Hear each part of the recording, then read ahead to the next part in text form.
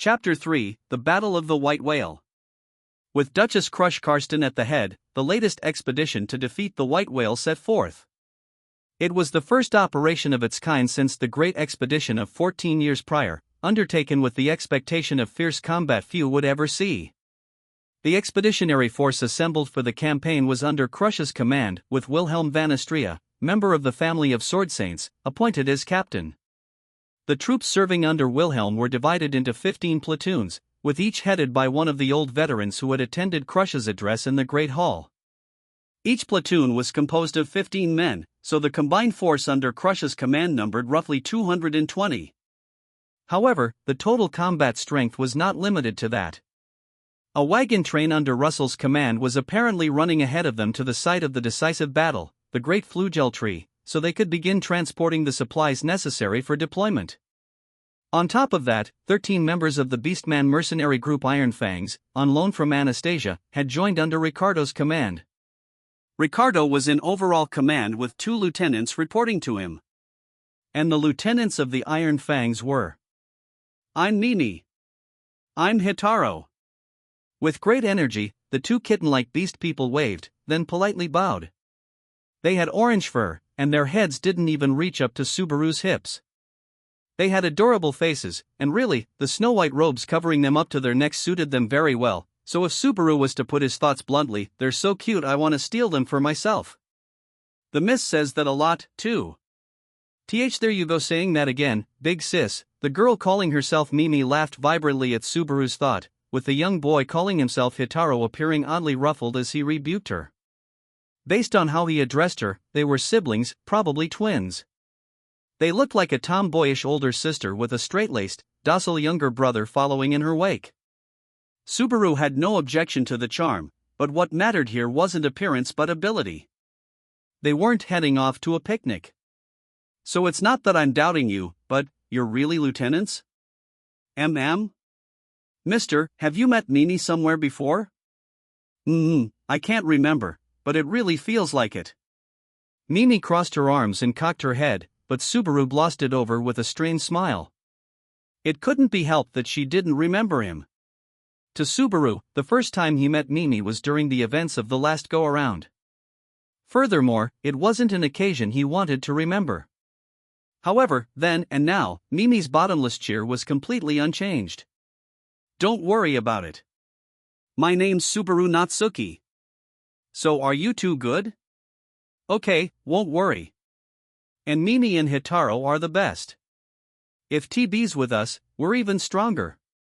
Super bestest. Ka-ching. Yes, that's right. Big sis and I will both work hard. The younger brother took the reins of his boastful older sister and somehow brought her under control. Watching the two, Subaru had to wonder if that world had any older sisters besides ones making the younger sibling follow in their footsteps. What is the matter, Subaru? When Subaru, harboring that question, looked at Rem, she tilted her head with a questioning expression and an adorable smile. At that point, Subaru cleared his throat, turning back to face Mimi as he said, "Well, that is an awful lot of confidence. Lieutenant's not something you can be unless you're hot stuff. In place of the captain and big sis, I give orders out to everyone else." Ah, I see. Tough job, huh? Subaru imagined the older sister running alongside the belligerent giant, dashing across the battlefield with a hearty laugh. That would mean, lieutenant or not, Hitaro was the only one actually performing the appropriate duties. The cute older sister was like an image of naive recklessness drawn by a child. We will follow Lady Crush's commands to the extent possible, but we have our own ways of fighting. I thought it was best to inform you of this to minimize chaos, Mr. Natsuki. Mr. Natsuki? No, I'm just impressed you're so sharp and serious. That attention to detail is comparable to Remington. He's just amazing. Now you'll make Big Sis get carried away again. So cute. For some reason, Mimi was the one to puff her chest out in pride when she saw Subaru's frank assessment of Hitaro. Hitaro had a constrained look on his face from Mimi's reaction, only to slip in what he really thought at the very end. Subaru added the drawback of overly spoiled big sisters to the list of high-spec misgivings he had about twins of that world. Hitaro was in Rem's league on that point, too. Growing up with Mimi surely had no small amount of influence on Hitaro. Having finished meeting the siblings, Subaru glanced at his cell phone to check the time. 12 hours remained until the white whale was scheduled to appear. They had about half the distance left to their destination, likely giving them about 5 hours after arrival until the decisive battle. Once we get to the Great Tree, we'll have to go over the operation one last time. It seems like having me running around is gonna create a fair bit of chaos. This time, you will have me by your side, Subaru. I won't allow a repeat of what happened when we fought the Urugurum. Rem replied to Subaru's comment with quiet resolve burning in her eyes. I really am opposed to this. I believe using the scent of the witch to lure the white whale is too dangerous, and in the first place, the fact that the scent comes from you is, I'll use anything I can. If it adds 0.1% to the win rate, that's a bet I'll take. I come up short on so many levels. If I don't do even this, I'll never make up for it. You are amazing, Subaru. Even faced with Subaru's determination, this was one thing Rem stubbornly refused to let go of. The way she seemed to pout as she turned her face away was a rare display of a flood of emotions, making Subaru's smile not so much strained as very, very soft. Subaru felt all too keenly the obvious change in Rem's demeanor in the last half-day. Ever since the Demon Beast incident, he'd been convinced Rem had opened her heart to him, but it was only the previous day that their hearts had connected in a true sense. Perhaps Rem had sensed that where time had stopped, it had begun to move once more. Truly, it was so. That was why I want to win this. Quietly, Subaru voiced that hope. At present, things had proceeded apace to a degree he couldn't even have imagined during prior go-arounds. Where no one would listen to him no matter how much he pleaded, this time, they accepted his request. Relations with the Crush camp, destined for rupture, were good. Setting aside the exposure of all the embarrassing things inside him, it was no boast to say his relationship with Rem was now a far stronger bond. But on the other hand, it was a fact that things had developed in a way more perilous than ever before. Even in that moment, the menace of the white whale was seared into Subaru's mind, clear as day. Even Rem's might had proved completely unequal to the task against its huge, flying frame, able to send a dragon carriage flying in pieces with not even an attack but a flick of its tail. Its open maw swallowed a land dragon and the ground under it whole. Its death cries, when those vile, millstone-like teeth ground its flesh, would never leave his ears. Just the thought that he was heading to face that thing made his limbs tremble, but he couldn't stop running forward. Yet, even as Subaru's mind backslid toward weakness, Rem, sitting beside him, peered at Subaru as if she could see straight into his mind. A weak, helpless Subaru Natsuki could not be permitted before Rem's eyes. Even I know that resolve doesn't make everything okay, but, even if he'd stopped being a pessimist, that didn't mean his fortunes had improved dramatically. The route he was on held even greater danger ahead, yet he absolutely couldn't say preparations were ideal. All Subaru could do was what he thought best in the limited time available to him, calling on the girls and their allies for aid and leaving all the rest that lay ahead to the power of others. That said, Crush and the others sought nothing further from Subaru, which was absolutely not because they were maltreating Subaru as a useless troublemaker. But when the time came, he'd do whatever he could with everything he had. Because the things Subaru could do occupied such a narrow range, he had to at least firmly grasp the range's breadth, thinking of what he could do within those limits. In other words, it's the same as usual. Guess that goes without saying, though. What's up, bro? That's a determined look and face you got there. Abruptly, Ricardo, riding alongside the line of dragon carriages, observed Subaru, laughing as he spoke. Glaring back at the dog-headed beast man, Subaru firmly twisted the corners of his lips. That's right. Took long enough, but it's rock solid. I'm really something when I've set my mind, okay? Whatever happens, I'm not giving up on the future, even if it kills me. That's a man's words there. The lady's gonna be real happy to hear that. Like I figured, you're just the friend the lady needs. I don't think shaking her hand away from the big stage is a bad thing, either. But if I get along nicely with Anastasia, there's a troublesome guy there, too. Remembering Anastasia made him remember the sight of a handsome man beside her as a package deal. Even his beating at the parade grounds at Julius's hand seemed like a long time ago. He'd experienced time on the level of weeks, even though it had been only 5 days or so in actual time lapsed. Then, Subaru's words brought a huge, irrepressible smile over Ricardo's big mouth. From the reaction and the teasing look in his eyes, it seemed he'd heard all about Subaru's humiliation. Naturally, Subaru turned his face away in a visible sulk. If you're gonna laugh, laugh nice and hard. Even I can now appreciate just how little I read the mood back then. Hey, wait up. It's not that I'm finned and funny, it's something else. Well, you'll figure it out on your own, so dumping it all out here would be just rude. Thus self-convinced, Ricardo stroked his own mane as he cut the topic off. The suggestive behavior tugged at Subaru, but even if he pressed the point, odds of a reply were slim. Incidentally, I've been meaning to ask you something since we set out. What? Ask me anything. We're buds, bro. If it's not crazy stuff, I'll talk about whatever. And if it is, it depends on what nails I'm stepping on. That part sounds like the Kararaji in you talking. I was just thinking, those huge dojish creatures you guys are riding, they're really something else. Subaru pointed below the enthused Ricardo's rump to the creature he was riding, unsure how best to broach the subject. The beast mounts that Ricardo's iron fangs were riding were completely different creatures from land dragons.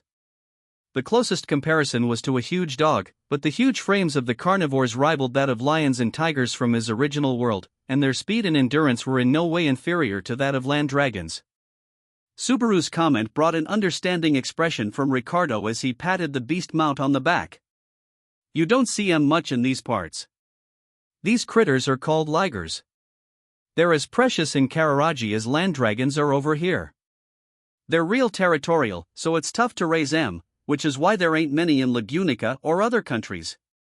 Ligers, when he blinked and looked, Subaru thought he was seeing some kind of offshoot of the Urugurums he had a history with.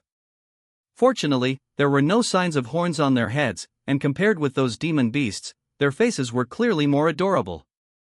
If the demon beasts seemed more like wolves, he could say that the ligers definitely looked more like dogs.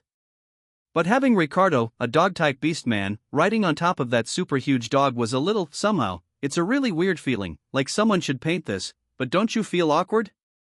Sometimes people mention that, but not really.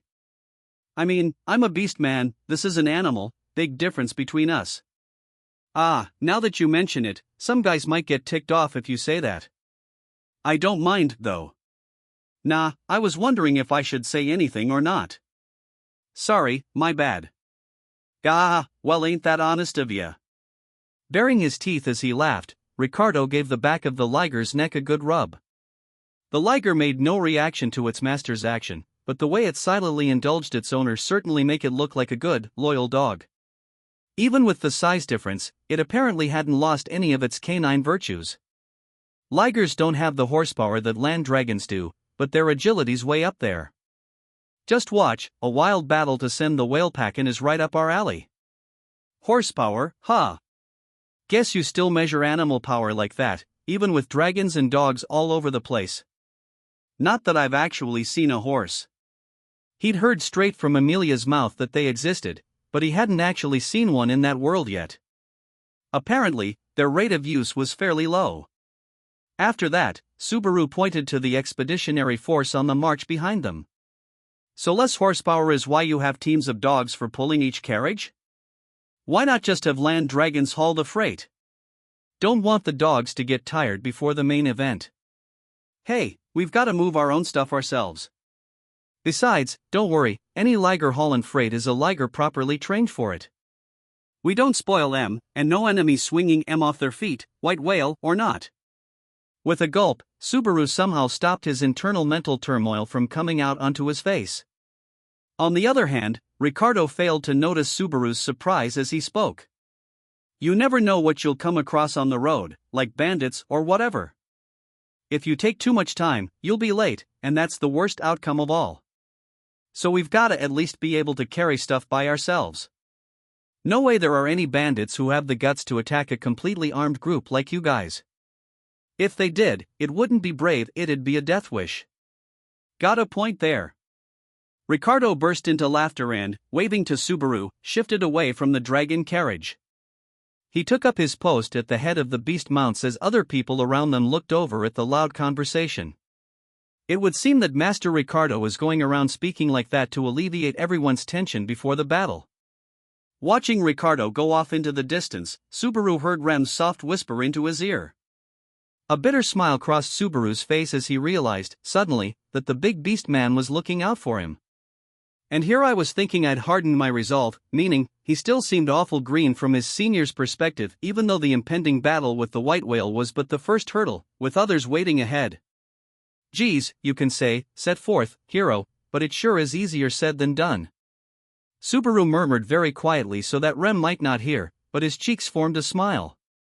The things he had to do and the things he wanted to do were one and the same, and he had someone at his back to urge him to do them, he supposed that made it all worth it. Their morale was at its peak on the eve of the approaching battle.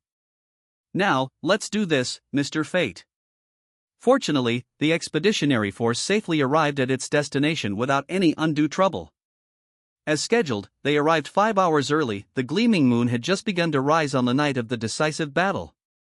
The expeditionary force deployed, linked up with the vanguard, and proceeded to inspect arms and go over the operation one last time. Naturally, Subaru participated in the discussion, and when details of the operation were hammered out, how everyone would maneuver included, any time remaining before the fight was for free action. And as he spent his time until the operation with various thoughts running through his head, Subaru, it sure is huge. You seem very happy, Subaru. Looking up to the point that his neck hurt, Subaru almost couldn't see the top of the tree because the trunk was so tall.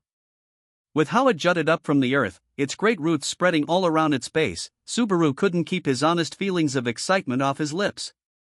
Men are creatures impressed by big, strong stuff by nature.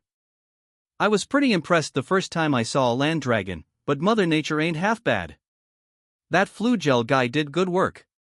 As he touched the tree trunk, Subaru praised the work of the sage said to have planted the tree. Apparently, he was hot stuff, but no one knew what he'd done besides planting the tree, but even if that was his one great feat recorded in history, that wasn't a problem. The name Flugel was cool, too. Ah, gotta carve someone's name into the trunk, though. We're not students on a field trip, so it's just, well, proper manners. Rem, lend me a carving knife. Even for you, Subaru, I will be upset if you do that, as shall others. Rem gently and properly chided Subaru for his burning, rebellious desire to have his name carved. Then, as Subaru pouted, she gave him a little smile and looked up at the great tree. This is where the white whale shall come? Yeah, it'll come.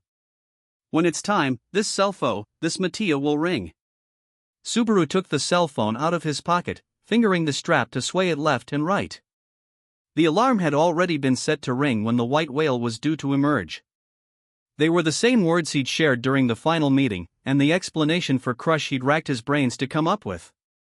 He felt guilty at not divulging the truth, feeling like he had to make up for it by getting results. Of course, not exposing the truth to even Rem tugged at his heartstrings, but, so this Mattia will alert us to the presence of a demon beast, that's right. Put bluntly, if it wasn't for this, my worth this time around would be right about, that is a lie, is it not? When Rem said that with narrowed eyes, Subaru was sure his heart had stopped. Letting out a voice that did not even amount to a gasp, his heartbeats belatedly restarted. What had Rem said to him just then? I must have heard her wrong, Subaru vainly hoped, but the eyes with which Rem stared at him smashed that hope to pieces. She had said it, and with conviction. What are you talking about? You know what they'd do to me if I was lying about something like, resorting to Kararaji dialect does not suit you, Subaru. Fact is, even Crush and the others accepted it, so it can't be a lie. Glossing things over wasn't working on Remington. Even so, Subaru tried to see the lie through, for if the truth was revealed, there was no mistaking that it would herald a worsening of the situation. If the lie was exposed, Subaru would no longer be consistent with the circumstances known to Crush and the others, for the only way to square those inconsistencies would be to explain return by death. Of course, so long as he obeyed the taboo set in place by the witch, he could not reveal return by death to anyone, all the more so because the pranks played by the witch's hands had finally progressed to crushing Amelia's heart. If he had to guess who the next casualty would be, it was clear that it might very well be Remington. He absolutely couldn't let Rem know the truth. And yet, Rem slowly shook her head at Subaru's excuses. Crush and the others merely decided that it was not necessary for you to lie. If you risked that, you would make an enemy of not only Lady Crush but Lady Anastasia and all the merchants in the guild, Master Russell included. That would be meaningless. It was an undeniable truth. Back at the negotiating table, Crush surely could have offered any number of rebuttals to Subaru. Russell and Anastasia, seasoned negotiators both, could have done likewise. He could only conclude that the fact that they had closed their eyes to the inconsistencies and accepted negotiations regardless was not due to trust in Subaru but a judgment based on the circumstances. Subaru had arranged the place and the people for negotiations. There was no necessity to Subaru deceiving them. Of course, the calculation that they would think that way was one of the pieces of insurance Subaru had employed. But that was based on nothing more than the pros and cons of success aligning atop the thinnest of ice. The type of lie Subaru was seeing through was based on a false initial impression. And it was the kind of lie that need never be exposed if it brought results, ever. But it was different as far as Rem was concerned. Then, as ever, Rem stood as Subaru's ally. Subaru was deeply aware that Rem was now the closest person to him in the other world. To continue lying to Rem held a completely different meaning than maintaining the deception with Crush and the others. Making her accept it after she had realized it was false left an entirely different impression, namely, that he didn't reveal the lie to Crush and the others because the pros and cons aligned that way, but he didn't reveal it to Rem because he didn't trust her. He couldn't help if it made her think that way, for whether she did or not, he absolutely could not reveal the truth to her. Rem, it's fine, Subaru. Ha! Subaru planned to use words to somehow smooth things over and protect Remington. But Rem rejected that with a shake of the head, a thin smile coming over her lips. With Subaru too surprised to close his mouth, Rem turned a sincere look toward him and spoke. I understand you enough to know when you are lying, Subaru. I have been watching you a great deal, after all. With a bashful, blushing smile, Rem teasingly touched a finger to her lips. Then, she moved the finger in Subaru's direction and continued. I also know you won't tell me the reason for the lie. But the fact that you won't speak to me about it does not bother me that much, you know? After all, I believe in you, Subaru. At the base of the great flugel tree, a breeze passed between the two as they faced each other. With Subaru stunned into silence, Rem gently put a hand to her breast and stated before him, Subaru, if you say that you know where the white whale shall appear, I believe you. If you say the witch cult is after Lady Amelia and the others, I believe you. Even should you say the moon shall fall and destroy this nation, I shall believe you, Subaru. Well, I wouldn't go quite that far. Yes, I suppose not. But that is how serious I am. The smile vanished, and Rem stared at Subaru with very serious eyes. Then, she silently lowered her hips, grasping the hem of her skirt with both hands as she curtsied. I adore you with all this body and all this heart, Subaru. Furthermore, now and in the future, I shall never, ever doubt you, Subaru. Therefore, it's not necessary whatsoever to push yourself into a corner to make me believe your lie. Subaru barely managed to choke back the heat welling up from his throat. He pressed down on the inner corners of his eyes, turned his face up, and opened his trembling mouth wide and exclaimed, Ah! Man, staring at this huge tree really raises the tension. Yes, I suppose so. I won't be able to calm down unless I'm looking up at this tree. There's no other reason at all, but I won't be able to look down for a little while. Yes, I suppose not. Subaru put on a show to keep his face turned up so that tears might not fall. It was a frail bluff on his part, but Rem, enveloped by gentle benevolence, did not call him on it. That moment, Subaru understood the true extent of his own idiocy all over again. If only he could have divulged everything to Rem from the very beginning. He couldn't have just told her everything, but if he could have at least conveyed to her the tragedy yet to come, Subaru would no doubt have been spared having the tragedy repeated a second and a third time. Subaru couldn't explain the reasons why, so he thought no one would believe him if he said anything. Thus, he decided he had to go it alone, leading to various failures over and over. But Rem was different. She wasn't asking for a reason. She'd believe Subaru, even if he didn't explain. Just like that moment, she forgave Subaru, in her gentle, affectionate way, for not speaking the truth. This is when, instead of sorry, you say thank you, huh? Having desperately held back the tears, Subaru somehow managed to face Rem once more. Rem made a beaming smile and nodded at his reply. To be honest, I feel like I'll only be able to return super tiny little pieces of everything you've given me, Rem. That is not so. Rem lowered her head slightly as she denied Subaru's words. I really do understand that speaking like this will only bring you suffering, Subaru. That I have spoken regardless is my own selfishness. I don't think of it like that at all. I'm the bad one for hiding stuff. But it really is selfish of me even so. I am sorry. The words were self-effacing, but when Rem lifted her face, her expression was sunny. Seeing Subaru happily falter from the inconsistent sight, Rem tilted her head. I thought, it would be nice if you passed on to others a tiny bit of the load you carry. As I am now, that you had no one to do so makes me unbearably sad. In that moment, Rem conveyed her resolve, the firmness of her feelings. Subaru leaned against the trunk of the great tree and took a deep breath. I love Emilia. Yes. He revisited the words he had once exchanged with Remington. He knew that the words wounded her deeply, that they were words that made her suffer, yet Subaru spoke them once more. However, but when you're with me, my heart trembles. Go ahead. You probably think I'm a terrible guy now. He wondered if the word terrible even cut it. But they were Subaru's honest feelings. For even though he knew he could not answer Rem's hopes, only her words had warmed his heart so. Somehow, the breath Rem let out seemed hot as she said, Truly, you are a terrible person, Subaru. I know. That is a lie. I love you. I know that, geez. Subaru's face turned beet red as she stated plainly how she felt all over again. If it were not night, that redness would have surely stood out.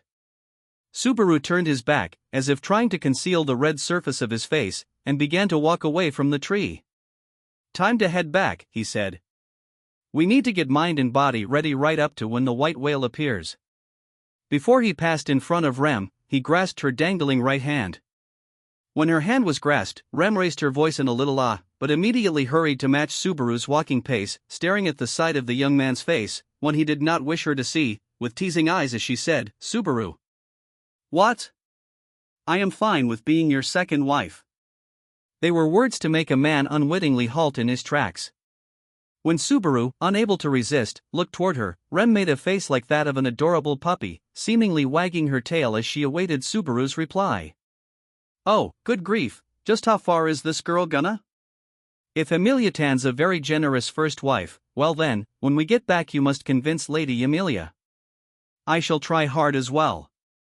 Rem clenched the hand not grasped into a fist, very animated as she spoke with a smile. Speaking jokingly like that broke all the tension, driving home to Subaru how weak he was. He truly couldn't hold a candle to the girl. No man could hold a candle to a woman, be it Emilia or Rem, in that kind of situation. Not that he really minded accepting that particular weakness, compared with the other ones he had known to date. With the approaching hour growing nigh, the area around the great tree grew taut with the tension particular to the field of battle. Having taken meals and sleep in shifts, the condition of the expeditionary force gathered in the battle zone was tip-top. The land dragons and ligers for the cavalry were breathing roughly through their noses, eagerly awaiting the signal. Everyone lowered their breaths and calmed their hearts, continuing to wait for the time to come. In the night sky of the Lippes highway, the strong wind made the clouds flow quickly. As the clouds obstructed the moonlight, not a moment passed without gazes raised, checking to see that it was not the white whale's giant body swimming in the sky above. That was how much vigilance ruled the hearts of all present. It is a short time until the appointed hour. When Crush made that small murmur, Ferris, standing beside her, nodded briefly, glancing from the corner of his eye. In that moment, not even Ferris, having served Crush for so many years without ever losing that witty nuance, could voice a single jest. It was not that he'd been swallowed up by the strained tension. It was because Ferris knew his role, that of one of the expeditionary force's lifelines, and had wholly set his heart upon fulfilling that duty. It was more than likely true that Ferris's actions would alter the final number of victors surviving the battle. Crush believed that her force would emerge victorious. But she was not so conceited as to think they could slay the white whale without sacrifices. Nonetheless, she held self-confidence that she could mitigate the number of casualties required. That self-confidence came from the trust she held in Ferris, her knight, so perhaps one could question if it ought to be called self-confidence. The sword-armed Wilhelm stood in front of her, on the very front line of the expeditionary force. Of the 6 swords on the aged swordsman's belt, he wielded one in each hand, poised to rush out in an instant. The quiet antagonism wafting around the sword devil was in a polished realm, honed to a fine point as he faced the moment for which he had so yearned. Crush could not fail to be enveloped by an out-of-place sense of admiration at the sword devil's sheer purity, that a person could maintain a soul so pure, so unswerving. Crush thought from her heart that one day she, too, would arrive at the same realm. The faces of each brave warrior of the expeditionary force alongside Wilhelm had an expression of hardened resolve, their morale high. They obeyed Crush's command, but as they awaited the white whale, surely their hearts harbored doubts of their own, both about Subaru, the primary source of information for the white whale's emergence, and the fact that they had far too little time to develop bonds of trust between them. And yet, they obeyed without a single contrary utterance, for they deeply valued Crush's judgment. Crush was strongly aware of her own duty to respond to the trust they placed in her. As the time limit approached, the brimming will to fight was reassuring, but inside, Crush was nervous. Crush touched the hilt of her treasured sword, ensuring by feel that the engraved crest of the lion was truly there. It was a habit from her youth, a little spell by which she poured resolve into herself. They had to win. She felt the presence of Ferris at her side and the legacy of the Lion King on her fingertips. However mighty the foe, it was all Crush needed to fight. And then, abruptly, it rang across the Lipaz highway, subsumed by the darkness of night. She was slow to realize that the series of light sounds making her eardrums tremble resembled music of some sort. When she turned her eyes toward the source of the sound, she saw Subaru putting his hand on the shining mattia. It was from the mattia in his hand that the music was noisily flowing. It was the signal Subaru had said would announce that the time had come. All hands, on alert! At Crush's shout, the expeditionary force poised as one. According to Subaru, the white whale would appear within tens of seconds after the mattia alerted him. If he was to be believed, it would not be strange for the white whale's giant body to be swimming in the sky that very moment. With the mattia having alerted him, the place had to be correct as well. She had plenty of room for doubts, but Subaru had given her no reason to doubt him. Crush set her misgivings and apprehensions aside, honing her nerves as she awaited the demon beast. Amid the silence, she felt no sign of the enormous demon beast appearing. The expression on her face was not disappointment, properly speaking, but after a minute had passed with no change on the field of battle, Crush could not help herself from being, for one, unnerved. Discrepancies in the information. Mistaken assumptions. Some kind of random accident. There was no change in the silence that had descended over the Lipaz highway, there was no sight of the enemy in the landscape around her. As before, the moonlight was obstructed by clouds, causing a large, dark shadow to fall over the plains, but looking up, Crush instantly cursed her own shallowness. The moonlight vanished as a shadow fell over the plains. The altitude of the cloud intercepting the moonlight was gently descending, coming before their eyes. But a cloud, it was not. 'Twas a demon beast, floating in the sky in the form of a gargantuan fish. As Crush sucked in her breath, virtually everyone in the expeditionary force came to the same understanding. Then, as if their minds were one, they tossed their gazes toward Crush. They were waiting for the command for a preemptive strike. They had succeeded in taking the initiative, catching the white whale at the moment of its appearance. All that remained was to launch a surprise attack as planned, seizing control of the front. Crush breathed in, as if to settle her heart upon the first command to unleash. The white whale had yet to notice the puny beings arrayed against it. The way the white whale was moving its enormous head was as if to check where it was. And as it acted thus, its guard was down, full of openings that settled it for Crush. All hands, full-scale attack, she went to command when nail it. Al-Hayuma. As signal leaped ahead of Crush, mana was simultaneously deployed via magical incantation. The world made a sound as if it had frozen over, bringing forth enormous and incredibly dense pillars of ice. Each and every one of the icy pillars rivaled the central pillar of a mansion, with there being 4 in total. Launched at super high speed, the pillars raced through the sky and scored a direct hit on the white whale's torso. With a slight delay, the demon beast's scream and spurting blood poured down to earth. When Crush hurriedly looked, the land dragons Subaru and Rem were both riding was galloping, cutting across the vanguard. As Subaru clung to Rem's hips, he raised a fist, and Rem, having succeeded in her own duty by launching the preemptive magical attack, wore a very satisfied expression. How the two of them jumped the gun got the jump on the rest rocked the expeditionary force. At the sight of them galloping forth, Crush could not keep her own mouth from twisting greatly. Not in anger but in mirth. All hands, follow that pair of fools. Crush's order erased the unrest as the various members of the expeditionary force began the offensive. Dust kicked up in the process, and on the other side, the white whale's cries grew loud once more, echoing across the night sky of the Lipas Highway. After much waiting, the Battle of the White Whale had begun. No matter how many times Subaru experienced the wind repel blessing, he could not help thinking of it as unnatural. Vibration, wind, posture, the impossible phenomenon blocked all those things from affecting them. While Rem sat squarely on the land dragon as it ran, Subaru put a hand around her hip as he strained his eyes. He licked his lips, which had begun to dry, moistening them a bit as he sucked in his breath. The cell phone alarm had rung as it was set to, and the white whale had appeared in the twilight above the plains. He could only describe the emergence of the giant body as splitting the sky and crawling out of the resulting shadow. Its massive body instilled primordial fear in Subaru, with all the memories of it having menaced his life surging back into his heart. When he looked around, tension was running through the expeditionary force, noticing it just as Subaru had. As pre-arranged, they ought to be launching an all-out attack at Crush's order. But for a brief moment, the feeling of oppression had left even Crush drawing a blank, her breath caught. It could only be called a critical error, but such was the terror of combat the extreme situation had wrought. Accordingly, Subaru patted Rem's shoulder. "Nail it, Al Hayuma." A half-second before Crush breathed out, that shout cut the covers of the gun barrels on the front. Responding to Subaru's voice, Rem gave direction to the vast amount of mana she had woven together.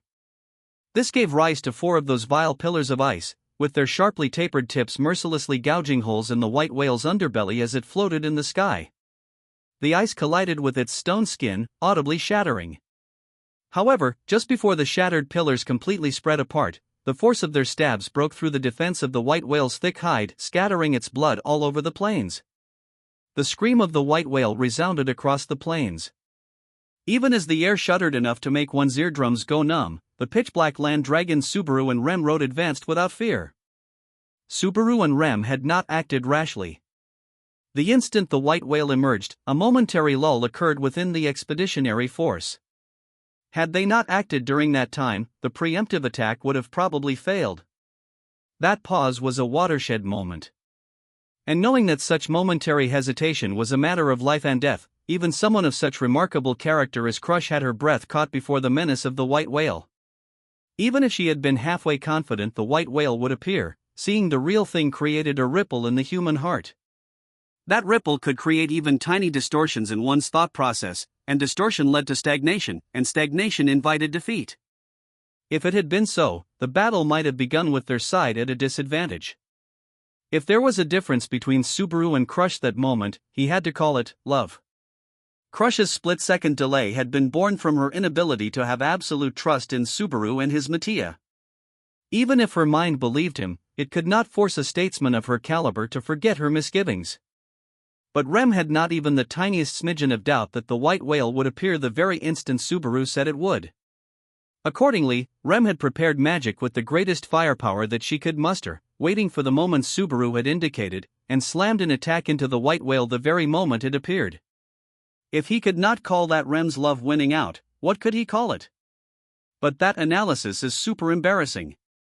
Subaru, please hold on to me more diligently. You'll be thrown off. In contrast to Subaru, assessing his own starting of hostilities, Rem shouted as she gripped the land dragon's reins. She announced that they were shifting from Phase 1 of the operation, the preemptive strike, to Phase 2. Everyone, follow that pair of fools. A half-second later, as Subaru and Rem galloped like the wind, the expeditionary force behind them obeyed Crush's order, loading one cannon after another, or rather, stuffing things like cannons with magic crystals, with the magic crystal cannons firing them like cannonballs. With a roar, that fusillade landed, its destructive power violating the white whale's flesh. The instant they hit squarely, the magic crystals embedding into it transformed into the magical power of their corresponding mana, be it fire, ice, or light, widening the wound Rem had created, causing soot-black blood to pour down onto the highway. Amid the drizzle of blood, Subaru and Rem's land dragon employed agile movements to circle around to the white whale's rear. The movement was just as arranged. I'll get the white whale's attention, making it turn so that its back is to the expeditionary force. The sky. They are using night repel. Please close your eyes. Rem took in the state of the battle, looking up and gazing at the horn on the white whale's brow as she shouted. Subaru hurried to follow her instructions, lowering his face and closing his eyes, and the next moment, the world became bright. A white light exploded in the sky above, and that white glow instantly burned the night away. The light was so powerful that it permeated Subaru's optic nerves through his closed eyes, making his throat catch in surprise. Whoa! It's just as incredible as you said. All trace of night had completely vanished from the Lipaz highway. Whatever had happened during those several seconds, the worlds of night and day had swapped places, and a light as bright as midday shone onto the plains. Above their heads, separate from the attacks on the white whale, a special magical stone with an effect called night repel had been launched to shine in place of the purportedly sunken sun. Normally, it was simply a collection of light proportional to the mana infused into it, unable to shine with much more than a dull light, but... So when you abuse assets to put a mountain of M together, you've got a mini-sun on your hands? It is difficult to track the white whale in a dark sky, after all, now, it has only just begun. Putting together two of the top merchants, even by the royal capital's standards, and having them run around gathering magic stones was playing to their strengths. The effective range was the area around the great tree, and the time limit was a bit under an hour, more than enough time to end the decisive battle. Having lost the twilight over the plains, the huge body was distinct as it floated overhead. That's. To that point, he had not been able to clearly make out the white whale even once, but now, it was exposed under the light of day. The white whale's enormous frame shuddered as it bellowed, seemingly enraged at having been dragged out of the night sky. The roar it unleashed surpassed the level of noise, closer to an act of raw destruction. The atmosphere rumbled, frightening even the trained land dragons, causing them to roar violently. Though it appeared to be bleeding from its entire body, its swimming showed no effects from the wounds. The white whale's head traversed the sky over the plains, calmly gazing down at the puny humans daring to challenge it. What size? Subaru's voice shook as it trickled out, unable to stop the feeling that his limbs were going numb, unable to move. To that point, Subaru had seen, brushed against, and come to hate the menace of the white whale, but faced with the full sight of it, he understood for the first time that he had seen only a fraction of the being. The white whale, just as its name suggested, the demon beast's figure was covered all in white. Countless body hairs sprouted from hide that resembled finely chiseled bedrock. The pectoral fins extended from the underbelly like Grim Reaper's sides, with the smaller dorsal and caudal fins shaped similarly. Setting aside the disparity and savagery, the shape of the white whale very much resembled that of the whale Subaru knew, but its size betrayed his expectations twice over. As far as Subaru knew, the blue whale, the world's largest whale, was almost 100 feet long, give or take, making it literally the largest mammal on Earth. However, the enormous body of the whale he saw in the distance easily surpassed 100 feet, probably large enough to be close to 165. Its giant frame was closer to a mountain than a living creature. By some cosmic joke, a white mountain was leisurely swimming in the sky above. Subaru. With Subaru trembling even then, unable to align his teeth as he bit down, a voice called out to him. It was the voice of Rem, her back facing him as Subaru clung to the hips of her small figure. She was already right in front of him, close enough for him to hear her breathe, so she didn't look back at Subaru when she asked the question. Are you scared? It was not a taunt but a call for trust. Firmly, Subaru clenched his teeth and twisted his mouth as he answered. Yeah, I'm scared of my shining future, and the praise I'll get for bringing that thing down. Subaru met Rem's expectations by cracking a joke, patting her shoulder from behind. I'm putting my whole life in your hands. Now, let's make a run for it. My life is yours as well, Subaru. Now then, let's go. When Subaru, his resolve hardened, declared they would run away in manly fashion, Rem softly made a little smile as she sternly cracked the reins. The pitch-black land dragon neighed, running across the ground, undaunted by even the fantastical white whale. The white whale turned toward them as they galloped low and to the right of it, aiming to circle around to its tail. They dashed away from the expeditionary force, and the white whale's giant eyes turned toward Subaru and Rem as they approached. The maw that could swallow a large dragon carriage hole opened wide, poising its mouth, lined with millstone-like teeth, for a roar. Subaru, sensing baptism by destructive sound, braced himself against the land dragon he was riding. And above their heads, to turn away, you must have greatly underestimated me. A moment after the valiant heroine's voice, the white whale's head was shallowly cut by a single, horizontal slice. The invisible slash, grazing the solid, stone-like hide, drew blood from the white whale's enormous frame once more. When Subaru looked back toward the source of the attack, he saw a white land dragon running after him at the front of the vanguard and Crush, standing tall, with her arm out after following through the swing. But in her hand, she's not holding anything. A formless sword that ignores range. Lady Crush's famous swordsmanship is able to fell 100 men in a single blow. Rem replied in a low voice as Subaru gawked. The anecdote Rem spoke concerning Crush was news to Subaru, but the display was equal to the words. Though she appeared unarmed, such a statement was fitting for Crush's skill and combat strength. The invisible slash stopped the white whale's initial response. With its movement halted, more attacks followed. The magic crystal cannons went to work once more, concentrating firepower on the white whale and landing hit after hit, causing its altitude in the sky to drop as the damage and agony to the demon beast piled up. The white whale was at the same height as a cloud, but so long as its head was not pointed straight up, it was within blade distance. A single land dragon ran across the ground and leaped, displaying agility that clashed with its large frame as it launched into the air. Even so, compared with the white whale, it had little size to boast. The land dragon soaring before its nose must have seemed little more than a fly to the white whale.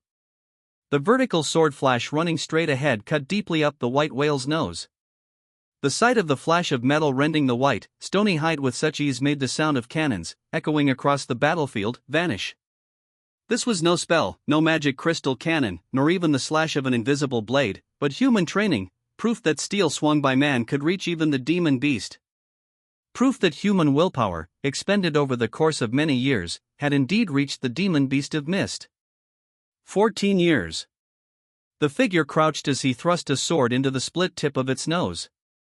He maintained his posture, poising the cutting blade as the other sword thrust deep, and he waved off the demon beast's blood from his blade.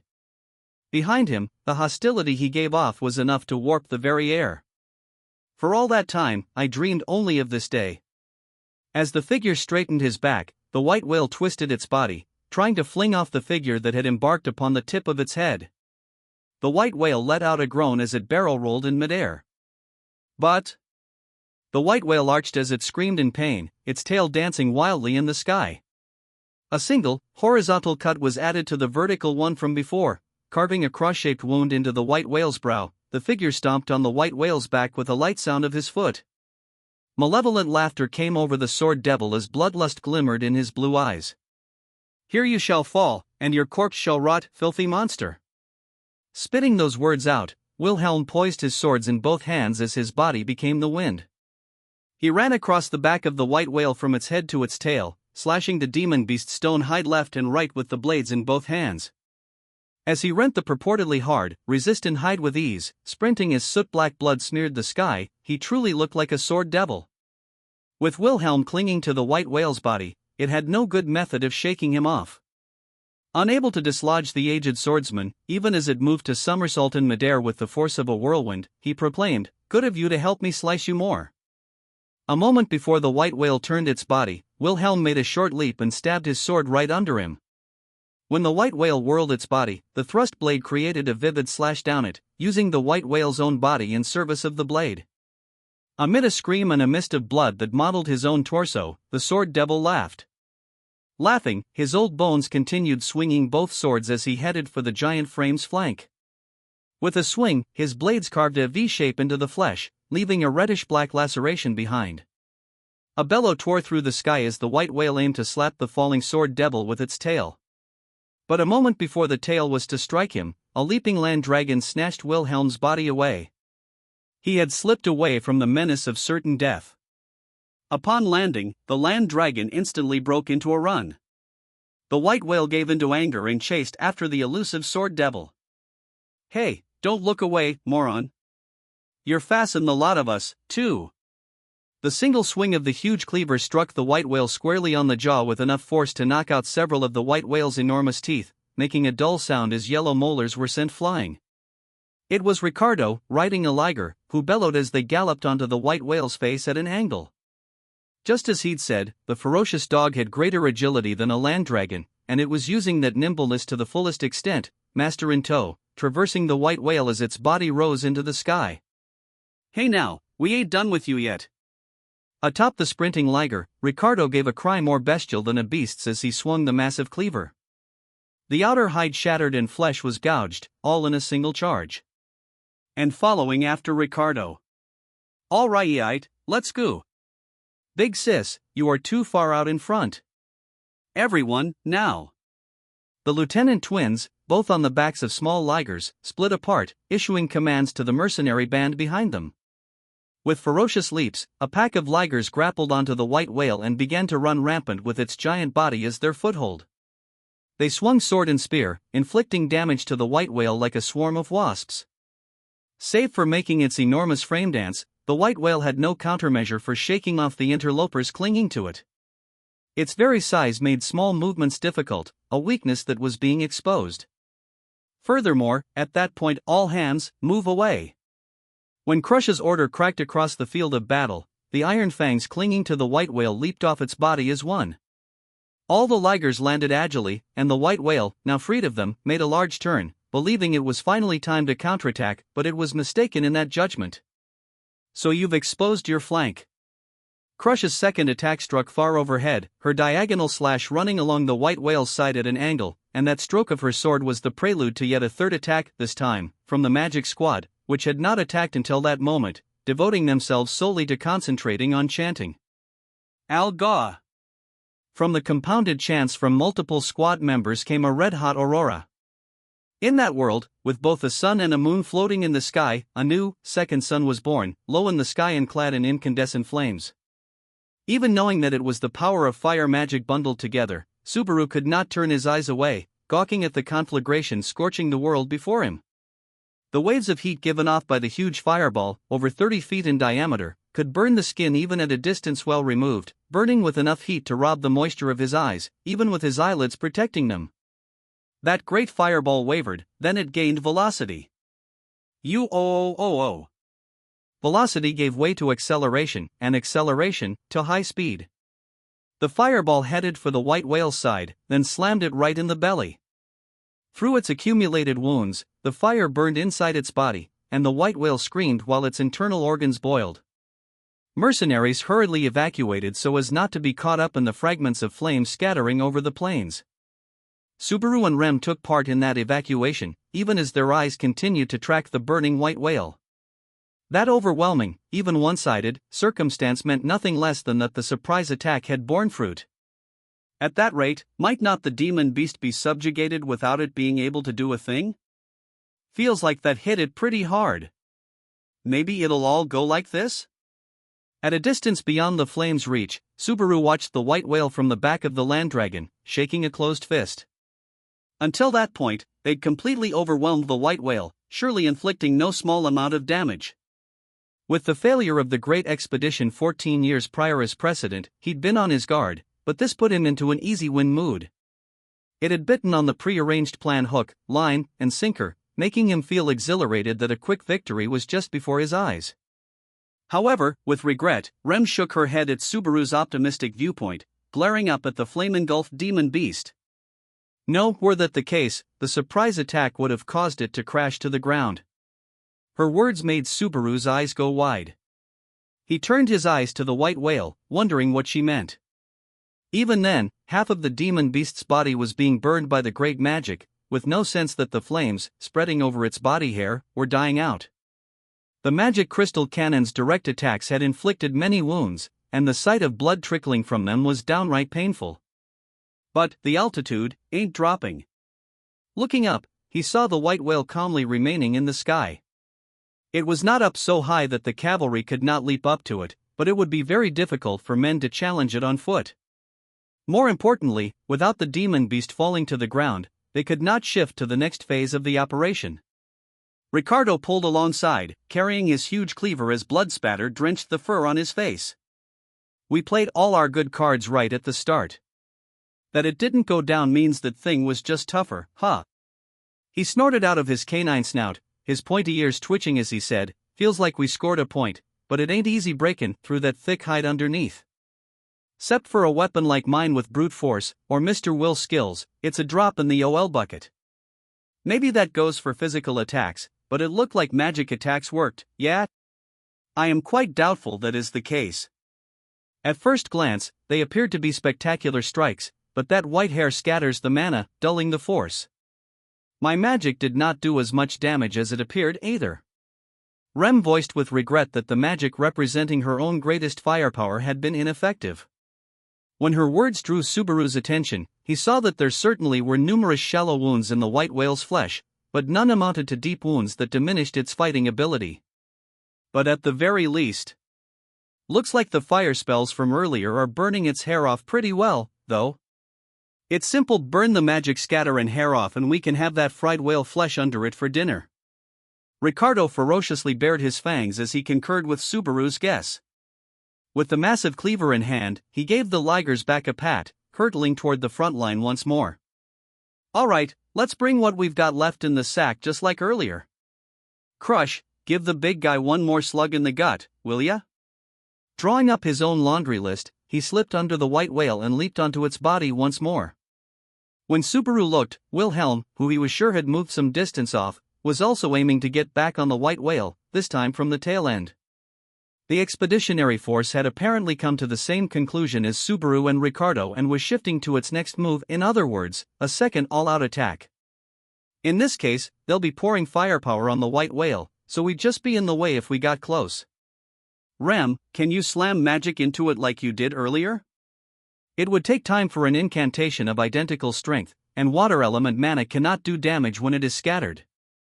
Anything of lesser might would have insufficient firepower to begin with, so, if he went by Ricardo's earlier conclusion, the right thing to do was to have Rem join the front line, Morningstar in one hand, and add to the blunt force attacks against the white whale. However, if Subaru made her do that, he'd turn into her ball and chain. It was pathetic, but using his physical condition to implement a decoy operation meant Subaru couldn't send Rem off alone. "It sucks, but I've got to watch until there's a move I can make." As Subaru spoke, their land dragon eased away from the battlefield at a slow pace, and a different land dragon pulled alongside. "That annoying feeling's the same for me as it is for you, meow." It was Ferris, riding a land dragon clad in heavily armored plates. "Ferry doesn't have any ways to attack, so watching is pretty much all I can do. I'm sorta used to it, but it always bums me out, meow." "Maybe so, but your healing is the expeditionary force's lifeline. Can't be having you go out in front. I'm begging you, focus on that job, okay?" Subaru bluntly emphasized that to Ferris, taking that moment to approach in his normal demeanor. The reply made Ferris close one eye with a hum. "You really have changed in one day, meow. What happened to you?" "If I've gotta put it in words, I became a bit more of a man." As his eyes ran across the shifting battlefield, Subaru replied with a reflective expression, biting on bitter thoughts. Subaru's behavior sent Ferris suggestively poking a finger into a cheek as he said, "Sabawo, don't tell me Rem made a man out of you, meow?" The answer was both yes and a definite no. Subaru was about to level an angry shout to shut Ferris up for the out-of-place vulgarity. "Master Wilhelm is..." But he was interrupted by Rem's urgent shout. When he hurriedly sent his gaze in the direction Rem was looking, he saw the aged swordsman running on the white whale's back. With a sword, he stabbed the white whale's backside, ripping the white whale's body lengthwise as he ran. As Wilhelm ran from tail to back, the delayed spurting of whale blood made it look like he was being chased by geysers. That moment, Wilhelm's works were truly those of an angry god. The expeditionary force lifted their faces, with morale exploding higher at the sword devil's abnormal skill with the blade. The firing pace of the magic crystal cannons and the vigor of the mercenaries and cavalry units' organized attacks grew greater still. Unable to withstand the agony, the white whale writhed in midair, completely unable to respond to the expeditionary force's attack. Seeing the demon beast of mist, the calamity that had caused continued suffering across 4 centuries, in such a pathetic state, Subaru firmly believed the tide was completely going their way. Shii. With an energetic outburst, Wilhelm drew his sword in a line all the way to the white whale's head, maintaining his momentum as his old bones leaped off from the tip of the enormous body. As the old man twisted and inverted in midair, there you go. Ricardo's cleaver matched Wilhelm's timing, rising up to greet him from below. Wilhelm descended, aiming for the cleaver as it rose toward its zenith, the soles of the sword devil's feet meeting the cleaver's blunt, impending blow. Shii. Ricardo's brawn added to Wilhelm's leaping ability, sending the sword devil flying like a bullet. Shot out, Wilhelm's dual blades whirled around, savagely slicing the white whale's face. It was cruelly shredded from the tip of its nose up its cheek, with Wilhelm unleashing a stab toward its gigantic eye. The twin swords sank their hilts into the white whale's left eye, and clear fluid flowed out of the ravaged eyeball. Wilhelm instantly abandoned the 2 sunken swords, drawing 2 new swords in a flash, from right and left. His slashes cut above and below the eye, flipping the blades. He added vertical cuts to its left and right. As a result, the white whale's left eyeball was cut from 4 directions when the eye's falling. Gouged out by 4 slices, the white whale's left eye fell freely, and Wilhelm along with it. The shout, from whatever source, became truth, and the eyeball, spewing blood and fluid, collided with the ground, squishing and splattering. Wilhelm landed right beside it, the sword devil driving a sword into the eyeball, threatening to lose all coherence, and raised it high so that the white whale's right eye could see it. Pathetic. Then, the corners of his lips turned up in a ghastly, triumphant smile. The white whale had been rendered helpless as the sword devil's sublime combat techniques made sport of it. It was clear to all that their fighting strength was not determined by the overwhelming difference in the sizes of their bodies. Perhaps it took the loss of its left eye for the white whale to finally accept that fact. The color of the white whale's eye is. It's coming. Subaru, please keep your head down. The instant Subaru noticed the change, Ferris shouted, and Rem accelerated the land dragon. Because they had stopped, the wind repel blessing was not in effect. Subaru, clinging to Rem as he endured the ferocious wind and shaking, somehow managed to turn his eyes to the white whale overhead. Within Subaru's field of vision, the white whale's state changed at once. The white whale, angry at having an eye gouged out, let up a roar as its one intact eye was dyed deep red. The eyeball, now the color of blood, shot like a dagger through the expeditionary force, pulling back to put distance between it and the beast. Immediately after, the white whale's body quaked in hatred and rage as a change came over its flesh. The instant that change began, Subaru was unable to repress a sense of disgust that defied words. The white whale opened its mouth. No, those words were both correct and incorrect. To more accurately express the truth, the mouths of countless cavities over the white whale's entire body opened and began to raise their voices. Reverberations like shrieking voices poured out of the countless mouths created all over the demon beast's flesh. The discordant sound one would not think existed in that world seemed to claw away directly at the listener's spirits, coursing from their hearing to violate their cranial nerves. The damage did not stop at human beings alone. The land dragons and ligers employed as mounts stopped in their tracks, seized by instinctive, primordial fear. The expeditionary force was overcome by its worst instance of defenselessness since the start of the battle to bring down the white whale. And then, raising a chorus, the countless mouths spewed an immense amount of mist. In the blink of an eye, the mist poured onto the plains, and the world illuminated by the effect of night repel was blotted out in white. His vision obstructed, his entire body cowering, Subaru understood that the white whale had acknowledged them as its enemies. It was the demon beast of mist raising its war cry that announced the true commencement of hostilities. Loud laughter echoed across the Lippaz highway. Discordant sounds trickled from the small mouths open across the giant body of the white whale as it swam leisurely in the sky. When it roared from its proper mouth, it came with such destruction that it made the earth shudder. But the sound given off by many mouths out of sync was twisted and repulsive, like being clawed by the very wind. The unpleasant feeling was not a blow to the eardrums but rather, like having one's brain poked at by slender needles. With that ghoulish change in the white whale, Subaru sensed that the tide had turned. They'd pounded that immense preemptive strike into it with the expeditionary force, from Wilhelm on down, adding their own concentrated attacks. The damage inflicted on the white whale was by no means minimal. After all, the combined firepower was enough to kill Subaru 100 times over. If comparing with other demon beasts, it was attack power sufficient to wipe out an entire Urugurum pack 10 times over. The beast, bathed in all that, had taken enough damage to lose one eye. If it was not enough to settle the battle, Subaru had hoped it would at least result in bringing the beast down to earth, but crap, the mist. Continuing to raise a shrill cry, the white whale spread mist from its countless mouths. The mist spread in a wide range across the highway, its encroachment progressing as it fell thickly from the sky. Subaru's field of vision became progressively wider, and the effect of the night repel magic crystal waned. The demon beast of mist had come into its own. With visibility worsening, the expeditionary force was unable to maintain tight cohesion over the mist-shrouded plains. Moreover, didn't it look like even the white whale was melting into the mist, vanishing from sight? You're kidding me. Subaru, please entrust me with your life. Rem leaned forward and shouted to Subaru, shaken by the vanishing of the white whale. Subaru responded to her shout by deepening his arms' embrace of Rem's body. Obeying Rem's snap of the reins, the land dragon whirled around, splitting the ground as it began to sprint.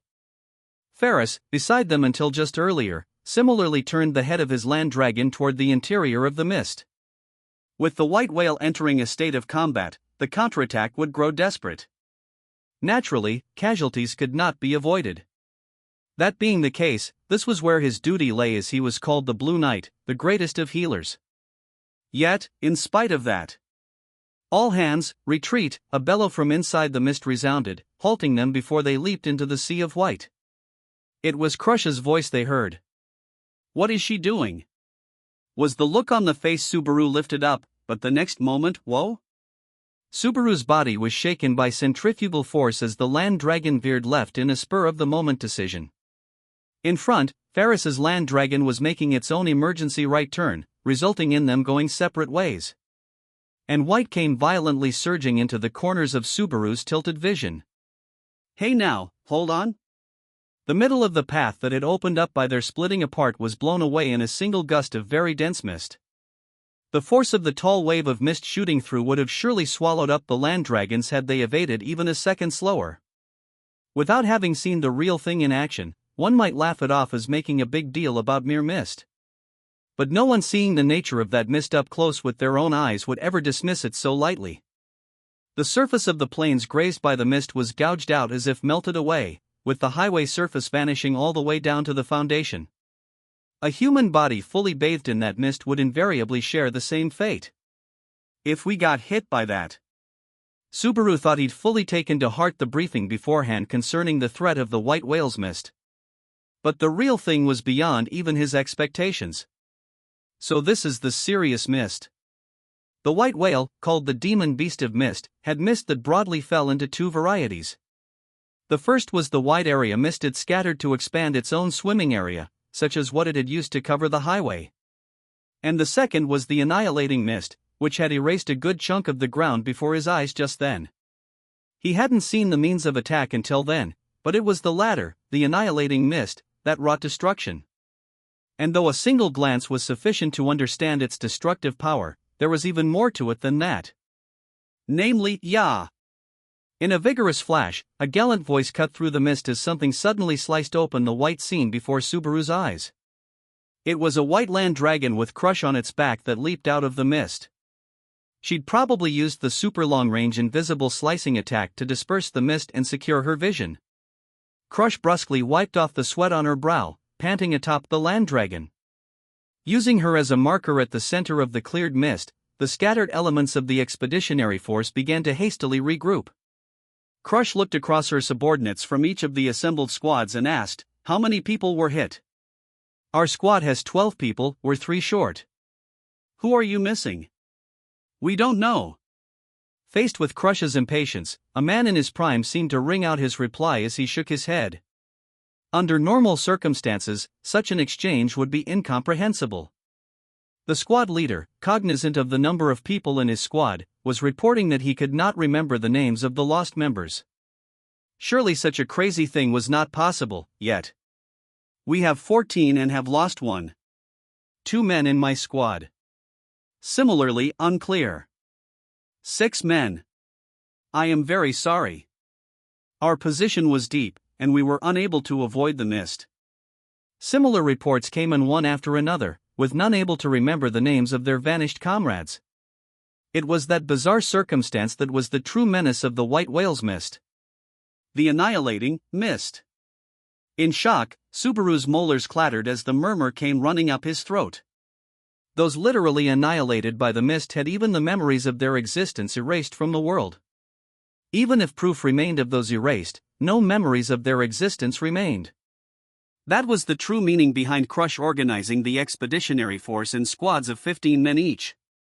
If the squads were to lose men due to the mist, they would be unable to even discern who had been hit. Even so, by having a set number in each squad, they could at least grasp the fact that they had lost people. Subaru knew that eerie fear for himself, for he had tasted it the previous go-around. For Otto, the traveling merchant accompanying him on the highway, the existence of a fellow merchant fallen prey to the white whale, and the existence of Rem, who'd stayed behind to slow the white whale down, had been completely consigned to oblivion. At the time, Subaru was of the thought that Otto had forgotten those inconvenient memories out of fear, but it made more sense that he was under the effect of the white whale's mist. All memory of his fellow merchant, and Rem, was erased from that world, just like when, back at the mansion, even Rem's older twin sister, Ram, had forgotten her. Now, the same thing had happened again. Yet, even in spite of that, I'm the only one who remembers. In a daze, Subaru voiced the undeniable fact. Just like in the last go-around, when Subaru never forgot the erased merchant or Rem, sacrificing herself so that Subaru could escape, he alone remembered. 2 of the squad leaders gathered under Crush had become different people. Bathed by the annihilating mist, the original squad leaders had been erased. Everyone accepted the next in line as the squad leaders in their place, with no one noticing the sudden change in rank. Faced with that abnormality, Subaru knew that the witch and the white whale really were cut from the same cloth. Subaru Natsuki continuing to remember the things everyone else had forgotten. Surely this was not unrelated to return by death, a trait possessed by Subaru alone. Crush looked over the faces of the expeditionary force and cut the conversation short. Now that it has submerged into the mist, we cannot know from whence it attacks. Crowding together is a poor plan. We shall disperse, and employ mana repulsion crystals. Seeing everyone nod at the order in his peripheral vision, Subaru's eyes widened when he realized he didn't see Wilhelm or Ricardo among them. Surely even those 2 were not erased by the mist. So you have returned, Wilhelm. But Subaru's nervousness was belied by a figure's timely return from the mist. Having sliced through the dense fog, the sword devil seemed ghastly, his entire body bathed in blood. Wilhelm wiped off his blood-sullied swords, tersely smearing the blood from his cheeks as an afterthought. I ran too far ahead. Our losses? Wilhelm asked. A total of 21. Essentially 1 squad was annihilated. We can no longer hope even to properly honor the memory of the fallen. Being erased by the mist literally meant one's existence was wiped clean. With no traces left of them, even in people's memories, there was a complete blank where they had once existed in the world. Subaru wondered if the bonds and feelings, even love, that had been so certain until then, vanished someplace. When he looked closer, Subaru saw a pack of Ligers behind Wilhelm, and among them were Ricardo, straddling his extra-large Liger, and the 2 lieutenants. Apparently, just like Wilhelm, those fighting right up against the white whale had endured minimal damage. The mist coming out makes this rough. Mana repulsion crystals are scarce, and we've less than I'd like. If we use M in the wrong place, we're done. If we strike it with one more concentrated attack, it shall surely fall to the ground. Having lost sight of it, this is the right time to employ them, averting a surprise attack among other things. Objections? When everyone endorsed Crush's judgment, her gaze turned to the support unit under Ferris's command. Ferris, launch anti-magic crystals from the magic crystal cannons. Twice only. We must employ them with care. Preparations are already complete. Any time, at your command. When Ferris tapped his chest, Crush drew in her chin, looking over everyone before the battle recommenced. From here on is the real battle. The response remaining in your own hands shall prove that our attacks are effective upon the white whale. Certainly, our opponent is mighty and unfathomable. Worst case, there may be none who shall remember our deaths. However, Crush, able to launch cutting blows with her bare hand, drew from her hip the treasured sword of the House of Karsten, a sword no doubt long bereft of use, and raised it to the sky, declaring in a loud voice, "For the sake of the dead with no name left on their tombstones, for the sake of the weak who would be menaced by the mist in the world ahead, we shall slay it, whatever it takes. Come with me." Every manner of weapon was raised to the sky, everyone shouting in exultation as one. The mist shuddered from the incredible surge of morale, ferociously setting their dampened fighting spirit alight. Launch the anti-magic crystal. At Crush's order, the individuals under Ferris's command fired magic crystal cannons in a salvo. The next moment, with a great roar, the magic crystals soared high into the misty sky when the mist is clearing, the glow of the magic crystals shattering in the heavens erased the white mist obstructing their sight all at once. Properly speaking, all the mist covering the four corners of the plains had not been swept away. In the end, all that had changed was the density of the mist, which had thinned so that it was no longer difficult to maintain a clear view. But one could call even that result sufficient. The white whale's mist was apparently a calamity wrought from the vast mana it possessed. In other words, the white whale scattered its mana in the direction of its choosing, and this became the mist visible to others. The anti-magic crystals, by rights, crystals with the effect of forcing the mana in an area back into a colorless state, thus neutralizing it, had used their power to nullify the mana of the mist, blowing it away. It was a dangerous gamble, for if the anti-magic crystals worked too well, it would also diminish the strength of their own magic attacks, but it seemed there was no need for concern so long as they could see remnants of the mist. Not enough to clear away all the mist, huh? In turn, there is no effect on our own magic. I, too, am in peak condition. Rem gave a little nod, but it was the glow of the horn on her forehead that offered the real answer. The fact that it sensed mana swirling around the area and had begun building Rem's magical energy once more was the proof. All right. I can't get cold feet now. I've come too far to be useless now. It's time for us to take the stage. Yes. Let us go. Rem handled the land dragon's reins, and its neigh matched the bounce of Subaru's rump. He grabbed hold of Rem's hips atop the dashing land dragon, searching for sight of the white whale in the thin mist above their heads. With Crush at the head, the expeditionary force set out as well, dispersing as its various parts searched for the white whale. With the battle resuming at possibly any moment, Subaru felt the tension drying his throat out in a hurry. No one saw the white whale come out yet. It felt like before the start of the battle, when they waited for the white whale to appear in the night sky, when mist. Suddenly, a bad premonition popped up in the back of Subaru's mind. He had no special kind of proof of it. They were still able to use magic within the effect of the anti-magic crystals. When he remembered the various things spoken before the operation, and his experience meeting the white whale on the previous go-around, that anxiety suddenly bubbled to the surface. There were remnants of widely scattered mist in the atmosphere. The white whale had expanded its own turf and obstructed their fields of vision, the oldest trick in the Demon Beast of Mist's book. That was all the prior information he had, but could he really say that it was the only reason he was afraid? But before the doubt in his head could take form, the squeaking chorus that echoed across the slightly misty Lippes highway came quicker. What the hell was that? The high-pitched echo was like a woman's shriek, instilling a sense of disgust that made Subaru want to cover his ears. It was both roar and laughter, yet repulsive on a whole other level, traversing the mist to mock them across the plains. Just now. Subaru tried to put the question into words when he noticed that the mist coiled around his entire body seemed to melt into him, as if trying to permeate his flesh. And then, AAA. The first shift came in the mounted dragon unit running alongside. Subaru's shoulders jumped at the strange voices, sounding nothing like ones coming from sane human beings. Guessing that something had changed, he looked over to see cavalrymen racing beside him, tumbling from their land dragons one after another. Hey! What's wrong? Following the shouting Subaru's intentions, his own land dragon did a U-turn and headed toward them. He passed between the land dragons, confused by the loss of their riders, and called out to the tumbled men. You all right? Falling from a horse can get you hurt pretty bad. Subaru, concerned about such injuries, unwittingly let his voice die off midway. Having fallen from their land dragons, the knights were writhing around, but their state was far more precarious than mere physical wounds. The strange voices they raised were not like those of human beings, they were closer to the noises of beasts. One man was frothing at the mouth, convulsing on the ground with his eyes rolled up.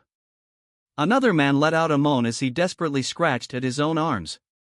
Yet another clenched down on his molars until they broke, pounding his head against the ground. There was no single set of symptoms, but even so, he knew, it was madness, using the mist as a medium to spread. The voice just now directly affected their minds through the mist. It is like mana poisoning, but this is terrible. With Subaru restraining his voice, Rem put a hand to her forehead, making an anguished face as she replied. Mana poisoning. So this really isn't normal mist after all? Judging from Rem's state and the feel of the mist coiled around his body, Subaru realized that this was the real function of the mist. The wide area mist was an unavoidable trap inflicting abnormal status on the beings within its broad reach. The vastness of the effect, and the damage it inflicted, was in plain sight. Subaru didn't think the effects of the mist were limited to the squads around him and Rem either. In fact, even as far as his eyes could see, he saw multiple squads stopped in their tracks, trying to deal with the abnormal state of their allies. So some people are resistant to the mist, and some aren't. I don't feel a thing. I only feel a little from my head. I am calm, now. Breathing deeply several times, Rem touched the horn on her forehead as she calmed herself. In the meantime, Subaru dropped from his land dragon, rushing to stop those attempting to hurt themselves. Hey, cut that out. You're woundsel. Whoa. Yeah. Stay back. One of the confused men slapped his arm aside, scratching his arm without mercy. When the sharp pain sent Subaru into retreat, the man resumed his self-harming behavior, scraping his face enough that it began to bleed. That hurt, but ain't this pretty bad? They might not stop till they're dead. Subaru. You're hurt? It hurts and I feel like crying a little, but it's nothing. More importantly, everyone'll tear themselves apart if we don't do something. Isn't there anything we can do? As Rem rushed over, she had a grim look on her face as she shook her head to his reply. Unfortunately, I do not know how much effect my healing magic would have. This is not simply interfering with the body but the Odo directly through their gates. Only Master Ferris can deal with such powerful mana contamination. In the first place, how long can he hold up against mental contamination? Besides the two of us, we're pretty much wiped out here. The squad running alongside Subaru and Rem was virtually routed, and the few unharmed souls were trying to stop their comrades from hurting themselves like Subaru had. If Ferris gets contaminated, we're totally done for. What do we do? This was only as far as Subaru could see. He could only despair that it was like that everywhere else, too. Along with Crush and Wilhelm, if Ferris, their pillar of support, were to fall, that would be it for them. It would be difficult to even maintain the fight at all. Everyone who can move, get the wounded to the great tree. Use whatever force you have to. But he heard Crush's voice from the other side of the mist. A series of voices responded, and apparently, Crush had escaped the effect of the mist. She was conveying how they would deal with that same menace. Immediately after ordering the entire force to attack, she was instantly changing policies. Crush's voice was chagrined, and Subaru, too, felt anger as he vented abuse at the white whale. Strength-wise, fighting with people wounded is tougher than fighting with the dead, but do monsters even think to do that? It seems Master Felix is safe. With him going around healing, the effects of the contamination should at least be diminished, but Rem hesitated, but Subaru knew what she was trying to say. With this much damage sustained, Ferris would have his hands completely full. With manpower split to gather the wounded, that made their fighting strength that much less. And more importantly, there's not enough time. We can't just be defenseless like this till Ferris heals everyone. Worst case, with the expeditionary force grouped up together like this, the white whale's mist could swallow it whole. I do not wish to think it is that intelligent, but, given it has created this situation, that is optimistic. It's possible it's doing all this out of instinct, but, no, we can't underestimate it either way. Resigning herself to the danger, Crush meant to entrust the wounded expeditionary force members to Ferris. Naturally, it was necessary to do something to buy time so that the white whale did not approach the wounded. They needed to tender an attractive piece of bait to distract it from thoroughly pounding its enemy. Phew! Deeply breathing out, Subaru emptied his lungs. Wringing oxygen out of his body to his limit, he naturally felt stifled inside his chest, his heartbeat slowed, and he knew that its rhythm was growing surer. Subaru spontaneously made a strained smile at how unexpectedly calm he was. He'd always been swept around by circumstances, toyed with by the events before his eyes, and Subaru's heart had reflected his emotions, running wild over and over. So why was it he was so calm, then, on the precipice of his decision? Borrowed or not, courage is courage, I guess? Subaru thumped his chest and breathed in deeply. He paused once, closed his eyes, and then breathed out and opened his eyes. He turned forward. Before Subaru, Rem, riding the land dragon, was looking down at him. What was Subaru going to say? What did he desire? That was what she was waiting to hear. Rem, stick with me through the most dangerous part. Yes, no matter where it may lead. Without hesitation, Rem accepted Subaru's request, a smile appearing on her face. With that accepted, Subaru ran over to the land dragon. Rem lent her hand, and he virtually flew onto the land dragon's back, straddling it as he headed toward the knights restraining their comrades struggling on the ground. Rem and I will draw off the white whale. In the meantime, get them treatment from Ferris. After you hand them to Ferris, anyone who seems alright, hook up with Crush. Draw them off? How in the world will you? Like this. Subaru smiled at the aged soldier, raising a voice of doubt, drawing his breath and clearing his throat, then announced, "Everyone who can hear this, cover your ears. And if you can't, stay right there." Subaru's full-force voice echoed across the misty plain. Rem listened comfortably to Subaru's loud voice, and then touched her hands to her ears. The nearby knights also rushed to cover their ears. Other expeditionary force members within earshot had surely done the same, just as Subaru had asked of them at the briefing before the operation. And then, Subaru willingly invoked the taboo, "I've returned by death." The instant he spoke it, Subaru's heart was wrenched by a rising fear that, in spite of his intentions, those black hands would stretch toward his comrades, toward Remington. But he forced that fear down, raising his voice so that the witch might hear. "You can have my heart, so gimme a hand here." Subaru opened his eyes wide, suppressed his weakness, and shouted in his heart, and a moment later, it came to visit. "I love you." It was a frail, delicate voice that seemed to whisper into his ears. However, what was the ardor infused within that made his breast tremble? Unwittingly, tears welled in the corners of his eyes, and Subaru's breath caught as he was struck by the urge to chase after the receding voice to embrace the speaker that very moment. His entire body was governed by the heat of love, burning white-hot in his mind. "I'm back." After a brief sojourn, Subaru's mind woke to reality. The fervor that had ruled Subaru until the moment before grew distant, and he became unable to remember the deep feelings he'd had until then. But he did feel unease at the fierce pain he'd supposedly resigned himself to having miraculously failed to arrive. Yet, even so. "Rem, how is it?" "The witch is sent on me, you stink." That was the idea, but isn't that a bit harsh?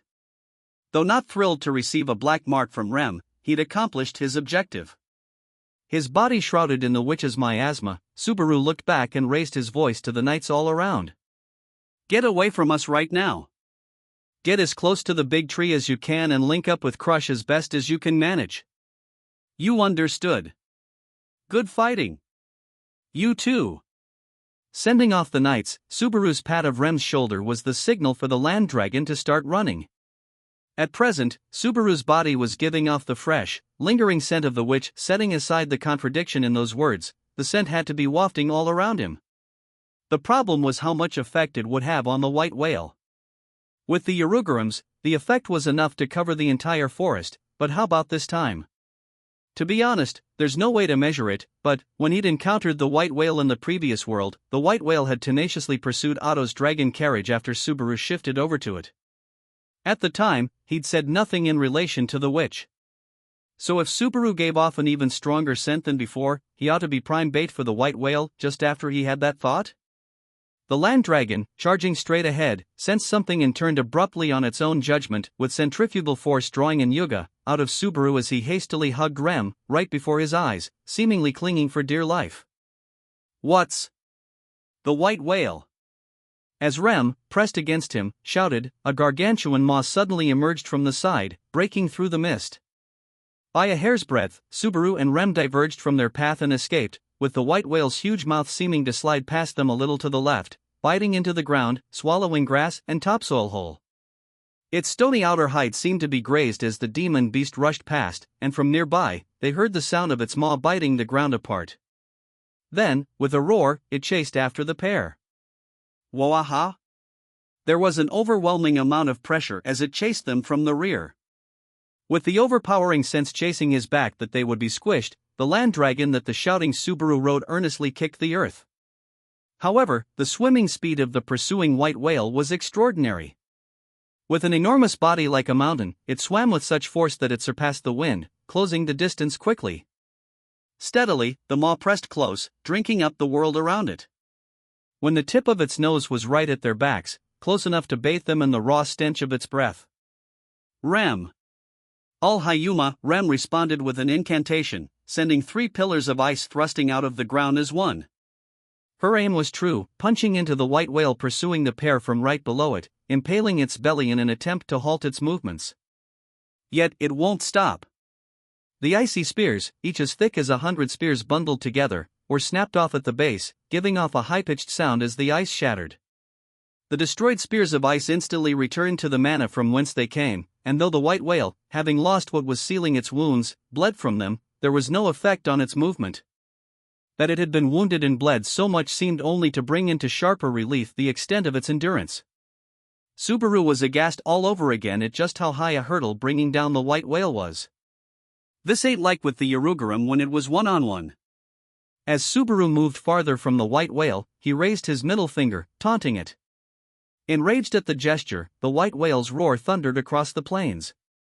But from the side of its torso, Raya Wilhelm intervened, flying in with a vertical slash.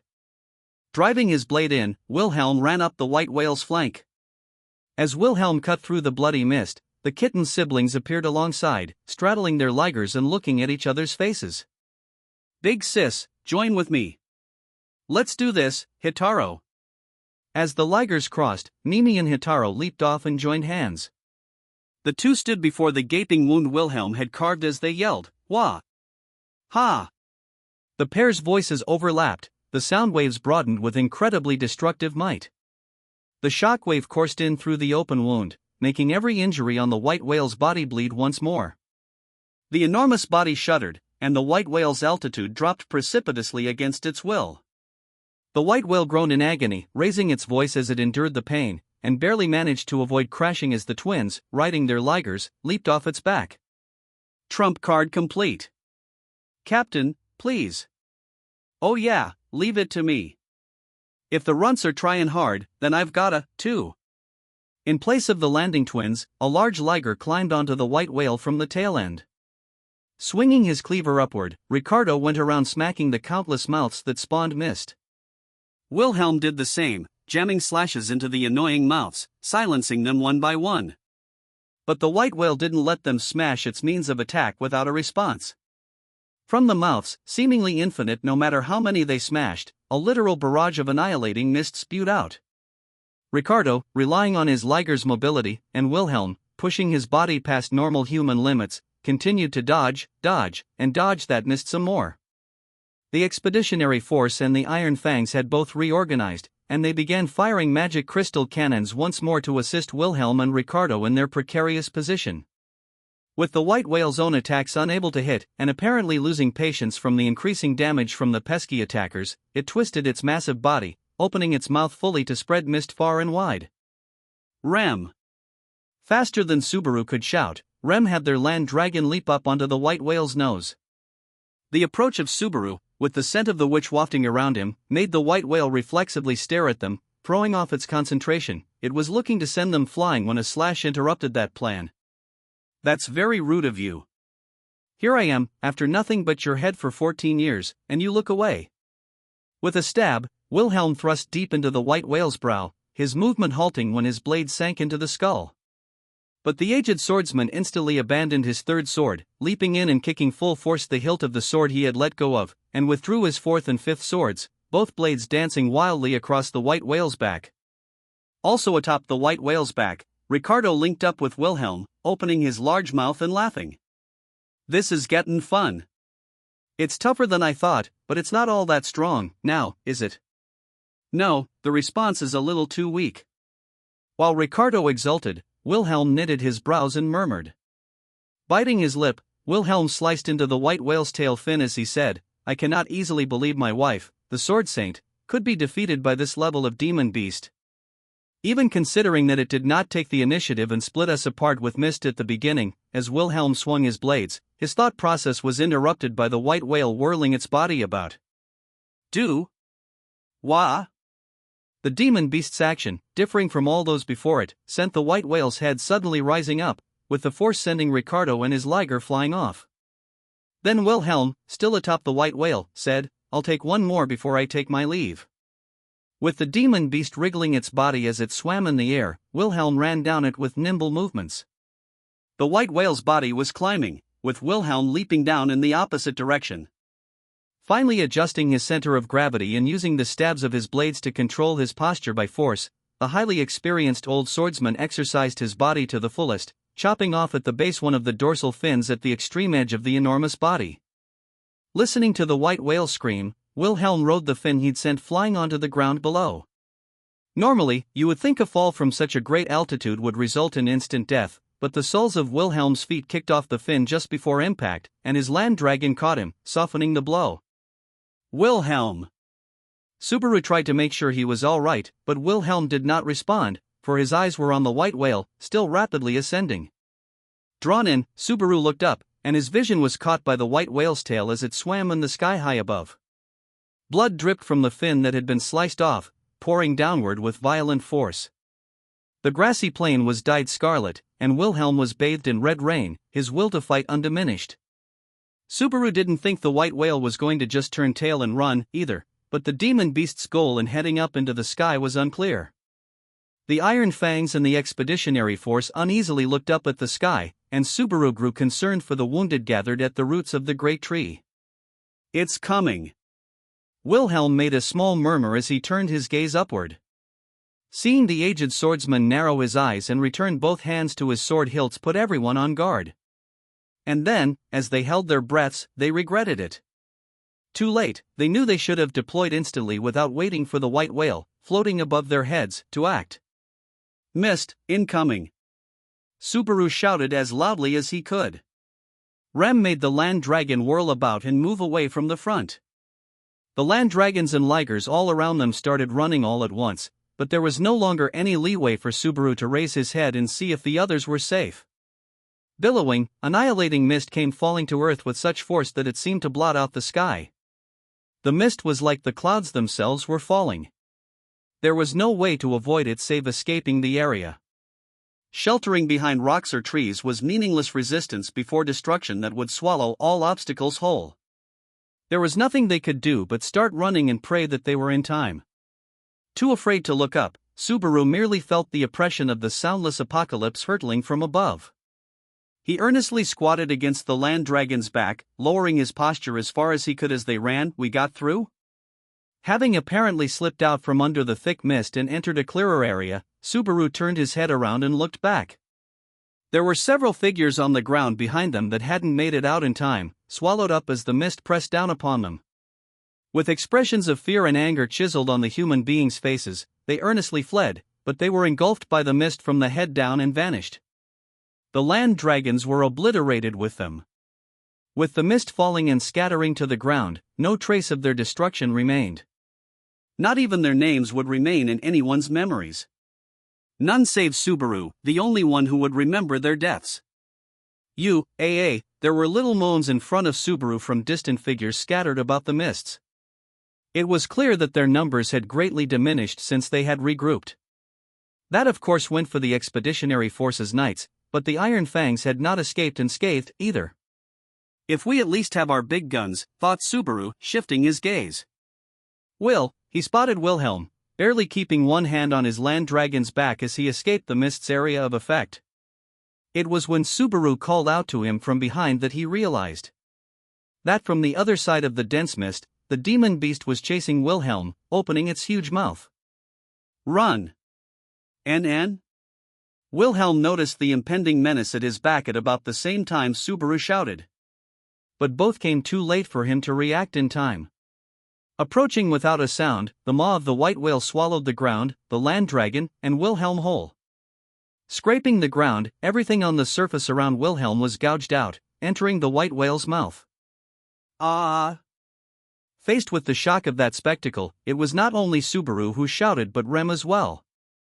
Knowing the grudge the old man bore, the sense of loss was all that much greater. More importantly, losing their main fighting strength would make their situation most dire, but...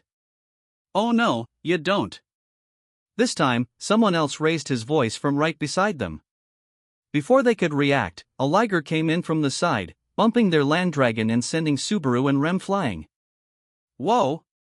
Tumbling from the staggered land dragon, Subaru grimaced from the pain of getting smacked all over. From the voice, he knew that it was Ricardo who had committed the sudden act of violence, but before he could ask what the big idea was. Subaru gasped as he saw crimson flowers bloom before his eyes. Ha! The liger was sliced apart, pieces of its flesh sent flying as its corpse cruelly rolled onto the grassland. The large-statured beast-man who should have been straddling it had vanished, with a vast pool of fresh blood left behind in his place. The white whale swam at low altitude, swaying its enormous body and waving the tail that was covered in Ricardo's blood. He shielded us? Then what happened to Ricardo? There were various questions coming to mind, but Subaru set them aside when he realized something he could not ignore. Before him was a white whale, which had mowed down Ricardo with its tail. No way, when he looked back, he saw the white whale that had swallowed Wilhelm on the ground around him beginning to bite down. In front, behind and up above, he saw yet another whale-shaped figure high in the sky, scattering mist all around. The infinite mouths of the three white whales laughed together, drawing out the despair of men. Bit by bit, Subaru once again felt hope being blotted out by a nightmare.